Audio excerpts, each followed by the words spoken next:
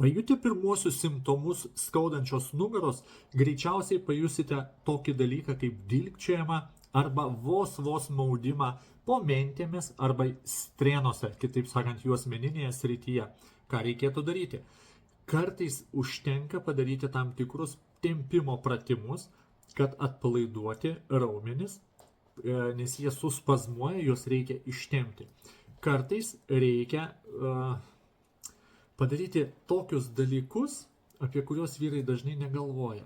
Atsipalaiduoti, susikaupti, padaryti taip vadinamą katės nugarą, ar ne, leisti pagulėti savo ant žemės, ištiesus rankas virš galvos, tokiu būdu, o kojas ištiesus ir nykščius suglaudus vieną prie kito.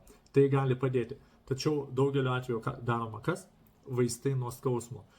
Tokiu atveju kas atsitinka? Mes užblokuojam skausmą, bet nepanaikinam priežastį. Ir toliau už kažkiek tai, galbūt poros dienų, skausmas gali būti antiek aštrus, kad jau problemą reikės spręsti su tam tikrais medikamentais arba dar gali reikėti pagulėti keletą dienų. Todėl mes neturim nuimti skausmų, kuris rodo apie uždegiminius procesus, kuris rodo apie problemos prasidėjimą, o turime spręsti priežastį, dėl ko tai prasidėjo. Nes po to simptomai tarsi mes jų nejaučiam, bet problema pasidaro dar gilesnė. Todėl neuždelskime ir nepratimkime to laiko, kada tik tai kas atsitiko.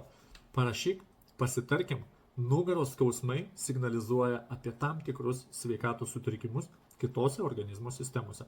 Parašyk.